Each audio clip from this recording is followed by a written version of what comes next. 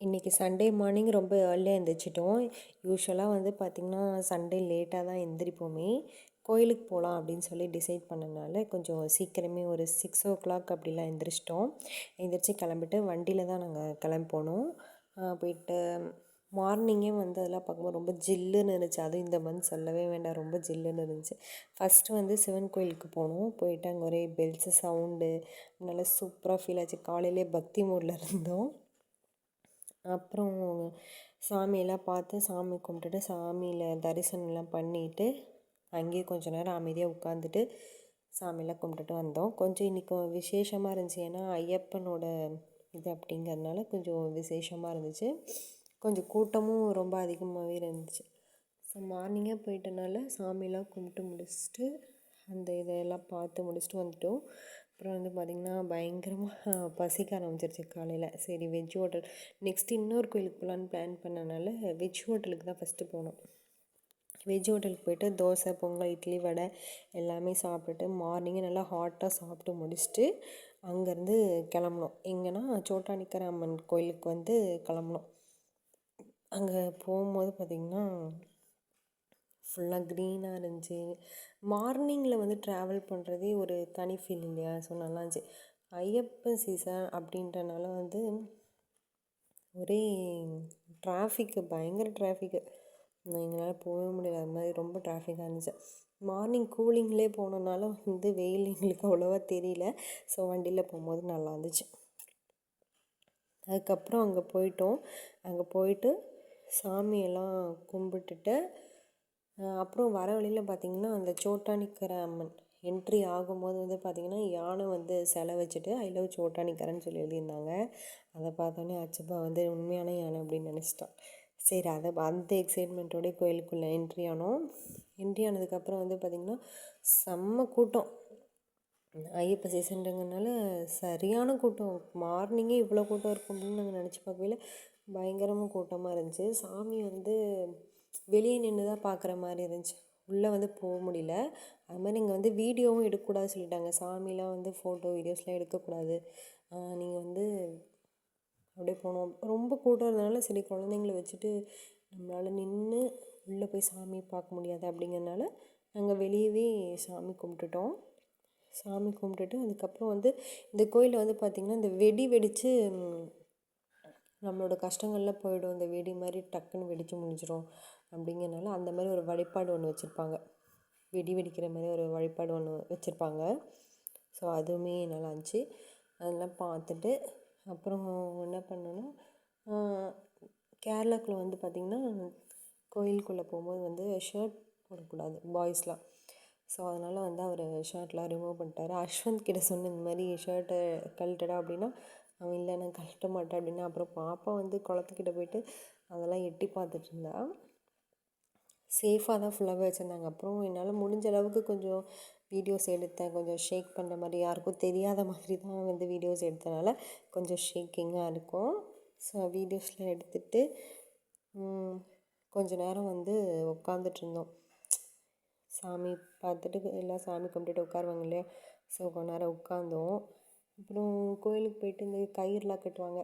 So அணுக்கும் அஷுக்கும் வந்து பார்த்திங்கன்னா கயிறு தான் மந்திரிச்சு கட்டலாம் அப்படி சொல்லிட்டு 2 பேருக்கு கயிறு வாங்கினோம். அப்புறம் அவர் வந்துட்டு நீயும் நானுமே சேர்ந்து கட்டிக்கலாம் அப்படின்னு சொல்லிட்டு அப்புறம் நாங்கள் 4 பேருமே கயிறு வாங்கிட்டோம்.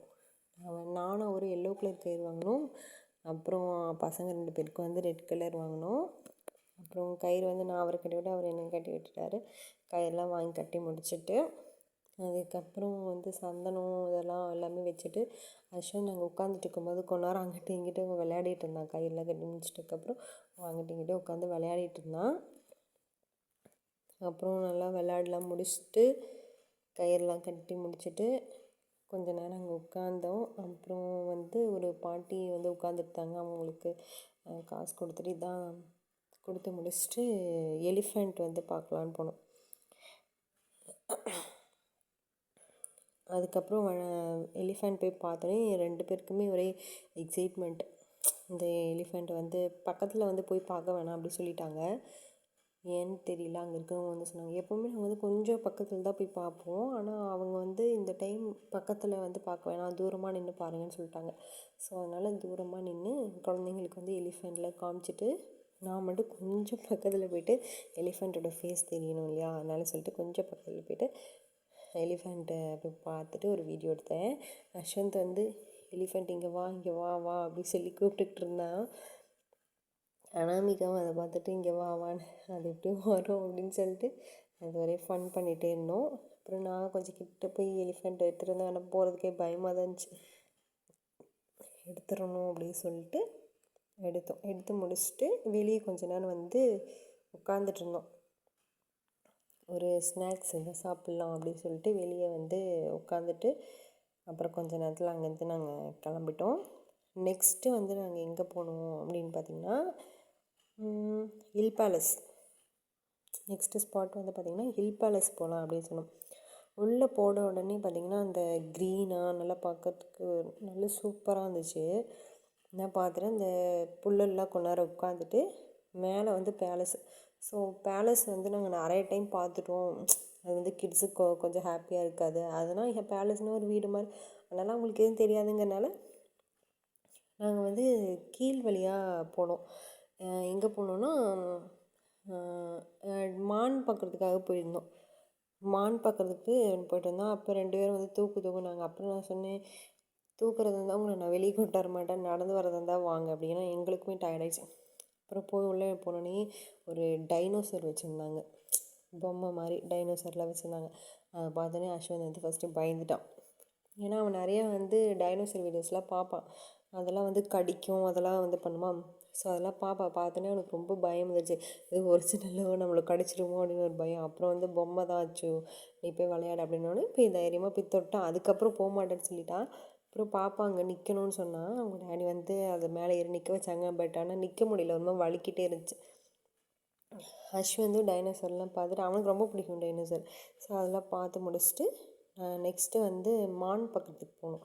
மான் பார்க்க போனோடனே கீழே இலையெல்லாம் விழுந்திருக்கு இல்லையா. மான் வந்து கிட்டத்தட்ட ஒரு 100-150க்கு மேலே மான் இருக்குது. ஆனால் எந்த மானுமே வெளியே வரல, ஏன்னு தெரியல. எல்லாமே அங்கே உள்ள ஒரு இது மாதிரி தெரியுது இல்லையா, வீடு மாதிரி தெரியுது இல்லையா, அதுக்குள்ளே போய் எல்லா மானுமே உட்காந்துச்சு. மிஞ்சி போனால் ஒரு 10 மான் தான் வந்து வெளியே இருந்துச்சு. அதுவே ஒரு சில மான்லாம் வந்து சாப்பிடலை. அஸ்வந்த் வந்து நீ வா வந்து சாப்பிடுன்னு சொல்லி கூப்பிட்டுக்கிட்டே இருந்தால் ஒரு சில மான் வருது, ஒரு சில மான் வந்து போயிடுச்சு. சரின்னு சொல்லிட்டு இருக்கிற மானுக்கெலாம் அங்கே இருக்கிற எப்படி சொல்கிறது, அங்கே இருக்கிற எல்லா இலையும் எடுத்து அந்த மானுக்கு கொடுத்து ஊட்டி விட்டுட்டு அவன் ஊட்டி விட்டுட்டே இருந்தான். அந்த மானும் வந்து சாப்பிட்டுக்கிட்டே இருந்துச்சு. இந்த பச்சை இலை தான் அது வந்து அதிகமாக சாப்பிடுது. அஸ்வந்த் வந்து என்ன பண்ணேன்னா காஞ்ச இலை எடுத்துகிட்டு போய் கொடுக்குறான், அது சாப்பிட மாட்டேங்குது. அவன் சொல்கிறான், சாப்பிடு ஏமானே சாப்பிடு அப்படின்னு சொல்லிட்டு சாப்பிட்டான். சரி, அதுவும் நல்லா இருந்துச்சு. சாப்பிட்டு முடிச்சுட்டு அதுக்கப்புறம் கொஞ்ச நேரம் நானும் போய் கொடுத்தேன். எனக்கும் அது இருந்துச்சுன்னு சொல்லிட்டு நானும் போய் மானுக்கு கொஞ்சம் இலையெல்லாம் கொடுத்தேன். நானும் அஸ்வம் போய் சேர்ந்து கொடுத்து முடிச்சுட்டு அணுவும் கொடுத்தா. அப்புறம் அணுக்கு கொஞ்சம் பசிக்குதுன்னு சொன்னனால அவளுக்கு கொஞ்சம் தோசை வாங்கி வச்சிருந்தோம். சப்போஸ் பசிக்குதுன்னா என்ன பண்ணுறது அப்படின்னு சொல்லிட்டு ஒரு தோசை வாங்கி வச்சிருந்தோம். சரி சொல்லிட்டு 2 பேருக்கும் அப்படியே அந்த மான் கூடயே வந்துட்டு மான் வந்து இலை சாப்பிடுச்சு, இவங்க 2 பேர் வந்து தோசை சாப்பிட்டுட்டு இருந்தாங்க. தோசைலாம் சாப்பிட்டு முடிச்சுட்டு கொஞ்ச நேரம் உட்காந்துட்டு தண்ணி குடிச்சிட்டு அப்புறம் அங்கே வந்து கொஞ்சம் குகை மாதிரிலாம் இருந்துச்சு. அங்கெல்லாம் வந்து ஃபோட்டோஸ்லாம் எடுத்துகிட்டு கொஞ்சம் வாக் பண்ணிவிட்டு ரொம்ப டயர்டானோடனே நாங்களும் அங்கேருந்து கிளம்பிட்டோம். அப்புறமா வந்து வரும்போது வந்து பார்த்திங்கன்னா மந்தி ரைஸும் அல்ஃபாமு சிக்கனு எல்லாமே சாப்பிட்டு முடிச்சுட்டு அங்கேருந்து ஹோட்டல்லேருந்து கிளம்பியாச்சு. ஓவரால் இந்த சண்டே வந்து பார்த்திங்கன்னா சூப்பராக போச்சு. கோவில், ஃபுட்டு, ப்ளேஸு, நேச்சராக எவ்ரிதிங் பர்ஃபெக்ட் காம்போ. ஃபேமிலியோடு இப்படி ஒரு நாள் ஸ்பெண்ட் பண்ணது சூப்பராக இருந்துச்சு. சிம்பிளாக இருந்தாலும் சூப்பராக இருந்துச்சு. இதுதான் நம்ம சண்டே. சிம்பிளாக இருந்தாலும் ரொம்ப ஸ்பெஷலாக இருந்துச்சு. நெக்ஸ்ட்டு வீக் இன்னும் ஒரு நல்ல ஜேர்னியோடு நாங்கள் வரோம். ஸோ அது வரைக்கும் போயிட்டு வரோம். Tata, bye bye.